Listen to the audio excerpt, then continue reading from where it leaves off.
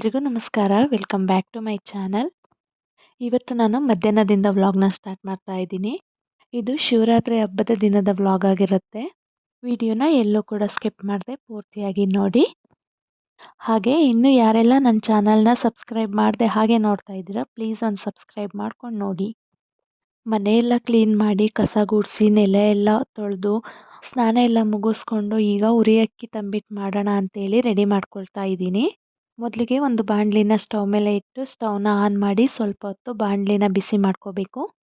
ಬಾಣಲಿ ಬಿಸಿಯಾಗಿದ್ದಾದಮೇಲೆ ನಾನು 1 ಬೌಲ್ ಆಗೋಷ್ಟು ಅಕ್ಕಿನ ತೊಗೊಂಡಿದ್ದೀನಿ. ಆ ಅಕ್ಕಿನ ಚೆನ್ನಾಗಿ ಹುರ್ಕೋಬೇಕು. ಲೋ ಫ್ಲೇಮ್ನಲ್ಲೇ ಇಟ್ಕೊಂಡು ಚೆನ್ನಾಗಿ ಕೆಂಪಗಾಗೋ ತನಕ ನೀಟಾಗಿ ಹುರ್ಕೋಬೇಕಾಗತ್ತೆ. ನಿಧಾನಕ್ಕೆ ಹುರ್ಕೋಬೇಕು. ನಾವು ಎಷ್ಟು ಚೆನ್ನಾಗಿ ಅಕ್ಕಿನ ಹುರ್ಕೋತೀವೋ ತಂಬಿಟ್ಟು ಕೂಡ ಅಷ್ಟೇ ಟೇಸ್ಟಿಯಾಗಿ ಬಂದಿರುತ್ತೆ. ನೋಡಿ, ನಾನಿವಾಗ ಈ ರೀತಿ ಅಕ್ಕಿನ ಹುರ್ಕೊಂಡಿದ್ದೀನಿ. ಇಷ್ಟಾದರೆ ಸಾಕು. 1/4 ಭಾಗ ಅಕ್ಕಿನ ಹುರ್ಕೊಂಡಿದ್ದಾದಮೇಲೆ ಈ ಟೈಮಲ್ಲಿ ಹುರಿಗಡಲೆನ ಸೇರಿಸ್ಕೊಂಡು ಅದನ್ನು ಹುರ್ಕೋಬೇಕು. ಹುರಿಗಡಲೆನ ನಾನು ಅಕ್ಕಿನ ಯಾವ ಕಪ್ಪಲ್ಲಿ ತಗೊಂಡಿದ್ನೋ ಸೇಮ್ ಅದೇ ಕಪ್ಪಲ್ಲಿ ಅಷ್ಟೇ ಅಳತೆಯಲ್ಲಿ ಹುರಿಗಡಲೆನೂ ಸಹ ತಗೊಂಡು ಹುರ್ಕೊಳ್ತಾ ಇದ್ದೀನಿ.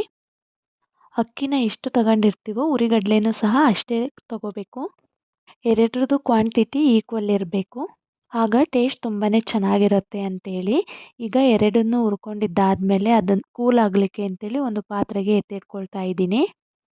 ಈಗ ಅದೇ ಬಾಣಲಿಗೆ ಒಂದು ಅರ್ಧ ಕಪ್ ಆಗೋಷ್ಟು ಕಡಲೆ ಬೀಜನ ಸೇರಿಸಿ ಅದನ್ನು ಚೆನ್ನಾಗಿ ಹುರ್ಕೋಬೇಕು. ಜಾಸ್ತಿ ಕಡಲೆ ಬೀಜ ಬೇಕು ಅಂದರೆ ಜಾಸ್ತಿ ಯೂಸ್ ಮಾಡ್ಕೋಬೋದು. ಟೇಸ್ಟ್ ತುಂಬಾ ಚೆನ್ನಾಗಿರುತ್ತೆ. ನಾವೆಷ್ಟು ಜಾಸ್ತಿ ಕಡಲೆ ಬೀಜನ ಯೂಸ್ ಮಾಡ್ತೀವಿ ತಂಬಿಟ್ಟು ಅಷ್ಟೇ ಜಾಸ್ತಿ ರುಚಿ ಕೊಡುತ್ತೆ.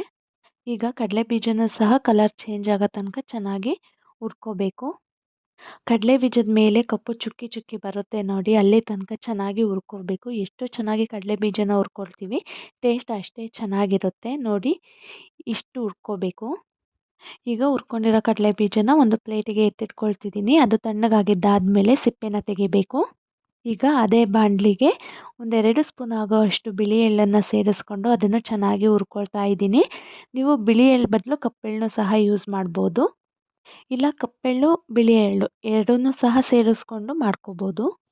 ಎಳ್ಳನ್ನು ಜಾಸ್ತಿ ಹೊತ್ತು ಹುರಿಯೋ ಅವಶ್ಯಕತೆ ಏನಿಲ್ಲ, ಅದು ಬೇಗನೆ ಫ್ರೈ ಆಗುತ್ತೆ. ನೋಡಿ ಎಷ್ಟು ಚೆನ್ನಾಗಿ ಕೆಂಪಗಾಗಿದೆ ಅಂತೇಳಿ. ಸಾಕು, ಇಷ್ಟ ಆದರೆ ಸಾಕು ಎಳ್ಳು.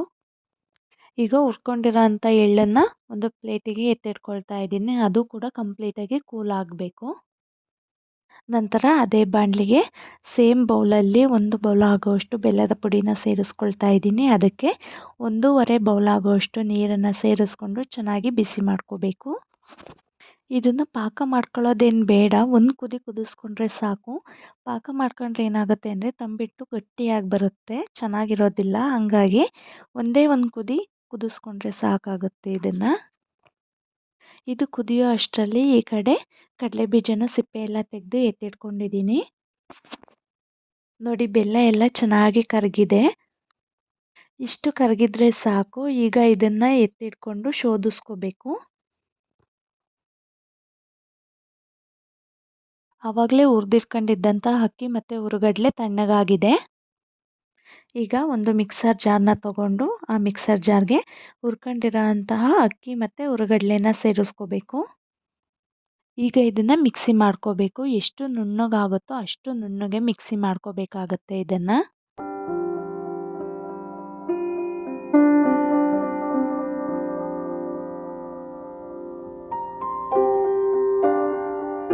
ಮಿಕ್ಸಿ ಮಾಡ್ಕೊಂಡಿದ್ದಾಯಿತು.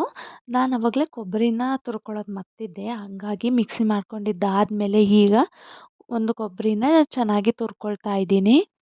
ಕೊಬ್ಬರಿನ ತುರಿದಿದ್ದಾದಮೇಲೆ 1-2 ನಿಮಿಷ ಚೆನ್ನಾಗಿ ಹುರ್ಕೋಬೇಕು.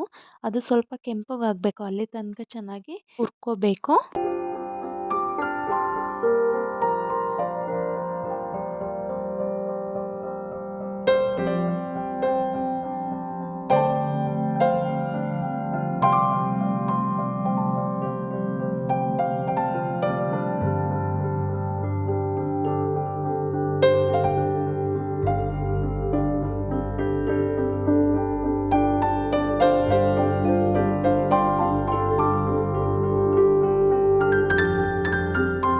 ಕೊಬ್ಬರಿನ ಹುರ್ಕೊಂಡಿದ್ದಾದಮೇಲೆ ಒಂದು ಪಾತ್ರೆಗೆ ಮಿಕ್ಸಿ ಮಾಡಿದಂಥ ಅಕ್ಕಿ ಮತ್ತು ಹುರಿಗಡಲೆ ಪುಡಿನ ಸೇರಿಸ್ಕೊಂಡು ಅದಕ್ಕೆ ಹುರ್ಕೊಂಡಿದ್ದಂಥ ಕಡಲೆ ಬೀಜ, ಎಳ್ಳು ಹಾಗೆ ಕೊಬ್ಬರಿನ ಸೇರಿಸ್ಕೊಂಡು ಡ್ರೈ ಮಿಕ್ಸ್ ಮಾಡ್ಕೋಬೇಕು.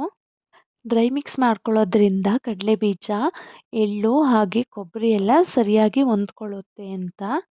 ಚೆನ್ನಾಗಿ ಡ್ರೈ ಮಿಕ್ಸ್ ಮಾಡ್ಕೊಂಡಿದ್ದಾದಮೇಲೆ ಆವಾಗಲೇ ನಾವು ಕರಗಿಸಿ ಶೋಧಿಸಿ ಎತ್ತಿಟ್ಕೊಂಡಿದ್ದಂತಹ ಬೆಲ್ಲದ ಪಾಕನ ಸೇರಿಸ್ಕೊಂಡು ಸ್ವಲ್ಪ ಸ್ವಲ್ಪನೇ ಹಾಕ್ಕೊಂಡು ಚೆನ್ನಾಗಿ ಮಿಕ್ಸ್ ಮಾಡ್ಕೋಬೇಕು. ಒಂದೇ ಸಲಕ್ಕೆ ಎಲ್ಲ ಪಾಕನ ಸೇರಿಸ್ಕೊಂಡು ಕಲಿಸ್ಕೊಳಕ್ಕೆ ಹೋಗಬಾರ್ದು. ಸ್ವಲ್ಪ ಸ್ವಲ್ಪನೇ ಹಾಕಿ ನಿಧಾನಕ್ಕೇ ಕಲಿಸ್ಕೋಬೇಕು. ತಂಬಿಟ್ಟು ತೀರಾ ಗಟ್ಟಿಯಾಗೂ ಇರಬಾರ್ದು, ತೀರಾ ತೆಳುವಾಗೂ ಇರಬಾರ್ದು. ಒಂದು ಮೀಡಿಯಮ್ ಕನ್ಸಿಸ್ಟೆನ್ಸಿಲಿ ಇರಬೇಕು. ಆಗ ತಿನ್ನೋಕ್ಕೆ ಚೆನ್ನಾಗಿರುತ್ತೆ ಅಂತ. ಈ ಉರಿ ಅಕ್ಕಿ ತಂಬಿಟ್ಟನ್ನ ಶಿವರಾತ್ರಿ ಹಬ್ಬಕ್ಕೆ ಸ್ವಲ್ಪ ಜನ ಮಾಡ್ತಾರೆ, ಸ್ವಲ್ಪ ಜನ ಮಾಡಲ್ಲ. ಆಲ್ಮೋಸ್ಟ್ ಜಾಸ್ತಿ ಜನ ಇದನ್ನು ಮಾಡೇ ಮಾಡಿರ್ತಾರೆ. ಶಿವರಾತ್ರಿ ಹಬ್ಬಕ್ಕೆ ಕಂಪಲ್ಸರಿ ಮಾಡೇ ಮಾಡ್ತಾರೆ ಈ ತಂಬಿಟ್ಟನ್ನು. ಇದನ್ನು ಶಿವರಾತ್ರಿ ಹಬ್ಬದಲ್ಲಿ ಹಳ್ಳಿ ಕಡೆ ಜಾಸ್ತಿ ಮಾಡ್ತಾರೆ. ತುಂಬ ಈಸಿಯಾಗಿ ಮಾಡ್ಕೋಬೋದು. ಕಡಿಮೆ ಟೈಮಲ್ಲಿ ಇದನ್ನು ಈಸಿಯಾಗಿ ಮಾಡ್ಕೋಬೋದು, ಬೇಗನೆ ಆಗೋಗುತ್ತೆ. ಬೆಲ್ಲದ ಪಾಕ ಎಲ್ಲ ಹಾಕಿ ಚೆನ್ನಾಗಿ ಕಲಸಿದ್ದಾದ್ಮೇಲೆ ಈಗ ಉಂಡೆಗಳನ್ನ ಮಾಡಿ ಎತ್ತಿಟ್ಕೊಳ್ತಾ ಇದ್ದೀನಿ. ನೋಡಿ ಉಂಡೆ ಕಟ್ಟಲಿಕ್ಕೆ ಎಷ್ಟು ಚೆನ್ನಾಗಿ ಬರ್ತಿದೆ ಅಂತೇಳಿ. ಹೀಗೆ ಎಲ್ಲ ಉಂಡೆಗಳನ್ನೂ ಮಾಡಿ ಎತ್ತಿಟ್ಕೊಳ್ತೀನಿ.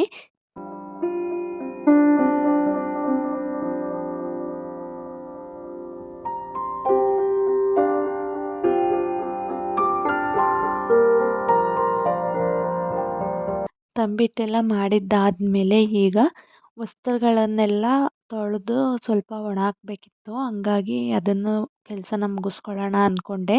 ದೇವ್ರ ಪೂಜೆ ಅಷ್ಟರಲ್ಲಿ ಅದೆಲ್ಲ ಒಣಗಿರುತ್ತೆ ಅಂತ. ಅಂಗಡಿಯಿಂದ ತೊಗೊಂಬಂದಿರ್ತೀವಲ್ಲ, ಡೈರೆಕ್ಟಾಗಿ ದೇವ್ರಿಗೆ ಹಾಕೋಕೆ ಅಷ್ಟು ಇಷ್ಟ ಆಗಲ್ಲ. ಹಂಗಾಗಿ ವಾಶ್ ಮಾಡಿ ಅದನ್ನು ದೇವ್ರಿಗೆ ಹಾಕೋದು. ವಸ್ತ್ರ ಎಲ್ಲ ತೊಳೆದು ಮುಗಿಸೋ ಅಷ್ಟರಲ್ಲಿ ಈ ಕಡೆ ಅಮ್ಮ ಕಡಲೆ ಮತ್ತು ಸಕ್ಕರೆ ಎಲ್ಲ ಮಿಕ್ಸಿ ಮಾಡಿ ಇಟ್ಟಿದ್ದರು. ಕಡಲೆ ತಂಬಿಟ್ಟು ಮಾಡೋಕ್ಕೆ ಅಂತೇಳಿ ರೆಡಿ ಮಾಡ್ಕೊಳ್ತಾ ಇದ್ದೀನಿ ಈಗ ತುರಿದಿರೋ ಕಾಯಿನ ಸೇರಿಸ್ಕೊಂಡು ಹಾಗೆಯೇ ಡ್ರೈ ಮಿಕ್ಸ್ ಮಾಡ್ಕೊಳ್ತಾ ಇದ್ದೀನಿ. ಕಡಲೆ ಮತ್ತು ಸಕ್ಕರೆನ ಮಿಕ್ಸಿ ಮಾಡಬೇಕಾದ್ರೆ ಅದ್ರ ಜೊತೆ ಏಲಕ್ಕಿನೂ ಸಹ ಸೇರಿಸಿ ಮಿಕ್ಸಿ ಮಾಡಬೇಕು. ಆಗ ಕಡಲೆ ತಂಬಿಟ್ಟಿನ ಫ್ಲೇವರ್ ಮತ್ತು ಟೇಸ್ಟ್ ತುಂಬಾ ಚೆನ್ನಾಗಿರುತ್ತೆ. ಡ್ರೈ ಮಿಕ್ಸ್ ಮಾಡ್ಕೊಂಡಿದ್ದಾದಮೇಲೆ ಈಗ ಸ್ವಲ್ಪ ಸ್ವಲ್ಪನೇ ನೀರನ್ನು ಸೇರಿಸ್ಕೊಂಡು ಚೆನ್ನಾಗಿ ಮಿಕ್ಸ್ ಮಾಡ್ಕೋಬೇಕು.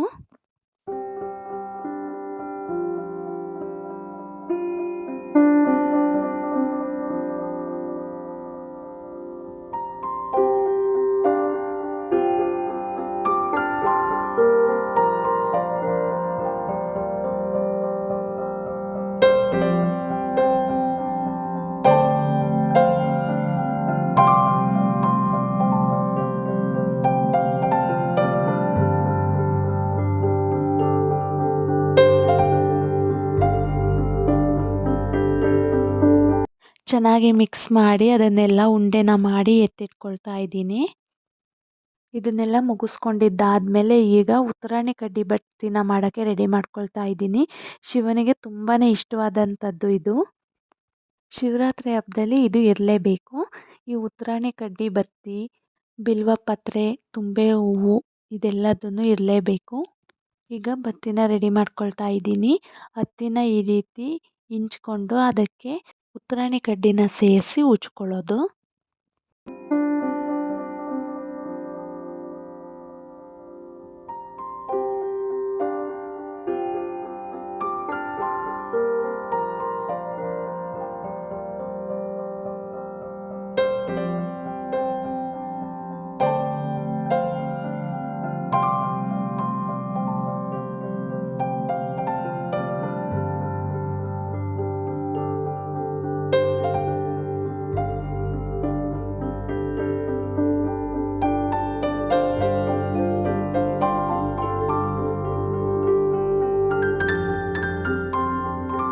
ಎಲ್ಲ ಬತ್ತಿಗಳನ್ನೂ ಉಜ್ಕೊಂಡಿದ್ದಾದಮೇಲೆ ಒಂದು ಲೋಟಕ್ಕೆ ಕೊಬ್ಬರಿ ಎಣ್ಣೆ ಮತ್ತು ಹರಳೆಣ್ಣೆನ ಸೇರಿಸ್ಕೊಂಡು ಉತ್ತರಾಣಿ ಕಡ್ಡಿ ಬತ್ತಿನ ಅದರೊಳಗಡೆ ಇಡ್ತಾ ಇದ್ದೀನಿ. ಅದು ಪೂಜೆ ಅಷ್ಟರಲ್ಲಿ ಕಂಪ್ಲೀಟಾಗಿ ನೆಂದ್ಕೊಂಡಿರುತ್ತೆ ಅಂತ ಹೇಳಿ. ಮೇಲೆ ಸ್ವಲ್ಪ ಹರಳೆಣ್ಣೆನ ಬಿಡ್ತಾ ಇದ್ದೀನಿ, ಸ್ವಲ್ಪ ಬೇಗನೆ ನೆಂದ್ಕೊಳ್ಳುತ್ತೆ ಅಂತೇಳಿ. ಪೂಜೆ ಟೈಮ್ ಅಷ್ಟೊತ್ತಿಗೆ ಕಂಪ್ಲೀಟಾಗಿ ನೆಂದಿರುತ್ತೆ ಅಂತೇಳಿ. ಈಗ ಈ ಕೆಲಸ ಎಲ್ಲ ಮುಗಿಸ್ಕೊಂಡಿದ್ದಾದಮೇಲೆ ಕಸ ಎಲ್ಲ ಗುಡಿಸಿ ಬಾಗಿಲನ್ನೆಲ್ಲ ತೊಳೆದು ಈಗ ರಂಗೋಲಿನ ಬಿಡಿಸ್ತಾ ಇದ್ದೀನಿ.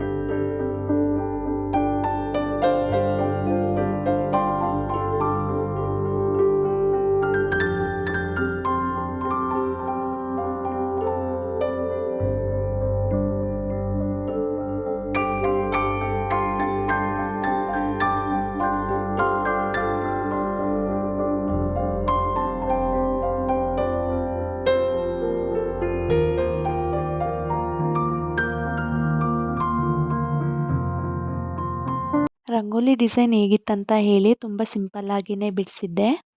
ಪೂಜೆದು ಮತ್ತು ಅಭಿಷೇಕ ಮಾಡಿದ್ದು ಅದು ಯಾವುದನ್ನು ವೀಡಿಯೋ ಶೂಟ್ ಮಾಡ್ಕೊಳಕ್ಕಾಗಲೇ ಇಲ್ಲ. ಪೂಜೆ ಎಲ್ಲ ಮುಗಿಸಿ ದೇವಸ್ಥಾನಗಳಿಗೆಲ್ಲ ಹೋಗಿ ಬಂದಿದ್ದಾದಮೇಲೆ ಊಟ ಮುಗಿಸ್ಕೊಂಡ್ವಿ. ಹಬ್ಬ ಆದ ನೆಕ್ಸ್ಟ್ ಡೇ ಅಮಾವಾಸ್ಯೆ ಅಲ್ವಾ, ಹಾಗಾಗಿ ದೇವಸ್ಥಾನಕ್ಕೆ ಹೋಗಿದ್ವಿ. ಅಮಾವಾಸ್ಯೆ ಆಗಿದ್ದರಿಂದ ದೇವಸ್ಥಾನದಲ್ಲೆಲ್ಲ ತುಂಬಾ ರಶ್ ಇತ್ತು, ತುಂಬ ಜನ ಇದ್ದರು. ಮಂಗಳಾರತಿ ಮಾಡಿಸ್ಕೊಂಡು ದೇವ್ರ ದರ್ಶನ ಎಲ್ಲ ಮಾಡಿಕೊಂಡು ಊಟ ಎಲ್ಲ ಮುಗಿಸ್ಕೊಂಡು ಅಲ್ಲೇ ಊಟ ಇತ್ತು, ಹಂಗಾಗಿ ಅಲ್ಲೇ ಊಟ ಮುಗಿಸ್ಕೊಂಡು ಬಂದ್ವಿ. ತುಂಬಾ ಬಿಸಿಲಿತ್ತು.